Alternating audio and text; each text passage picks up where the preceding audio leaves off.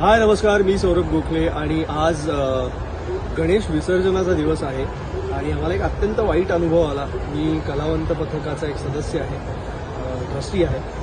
आम्ही आज market yard Ganeshotsav मंडळाबरोबर वादन करणार होतो. आमची संध्याकाळी 6ची मिरवणूक होती आणि आम्ही एक चांगली गोष्ट ऐकत होतो. सतत सगळ्या न्यूज चॅनल्सवर ऐकत होतो की लक्ष्मी रोडची मिरवणूक अत्यंत शिस्तबद्ध चालली आहे आणि तिथले विसर्जन अत्यंत वेळेत होत आहेत. पण आम्हाला ह्याच्या बरोबर उलट अनुभव आला. आमची 6ची मिरवणूक होती. आम्ही वादनासाठी सगळेजण डॉट 6ला रेडी होतो, तयारीत होतो.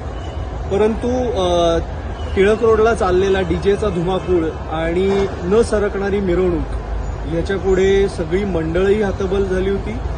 मार्केट यार्ड मंडळही अत्यंत हतबल झालं होतं. त्यांनी सर्वतोपरी प्रयत्न केले. आम्ही खूप वेळ वाट पाहिली, परंतु अखेरीस त्या डीजेंपुढे मंडळालाही झुकावं लागलं आणि आम्हाला हा निर्णय घ्यावा लागला की वादन करता येणार नाही. त्यामुळे त्या कर्णकर्कश आवाजात रममाण झालेली सगळी लोकं पाहून शेवटी आम्ही हा निर्णय घेतला की आता वादन नको करायला.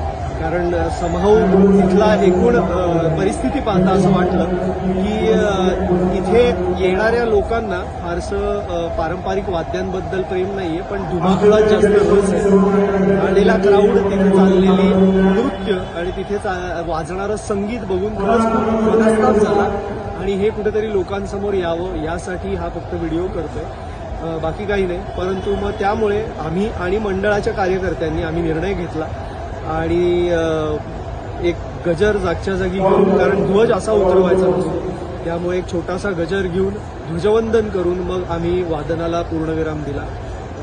याचा कुठेतरी विचार होणं गरजेचं आहे. या डीजेच्या धुमाकुळीला कुठेतरी ब्रेक लागणं गरजेचं आहे. मला वाटतं आताही वेळ गेलेली नाहीये. आपण थोडंसं पारंपरिक वाद्यांकडे वळलो तर अजूनही तुम्हाला ऐकू येत असेल. सर्वांनी विचार करा आणि मला वाटतं पारंपरिक वाद्यांकडे वळूया.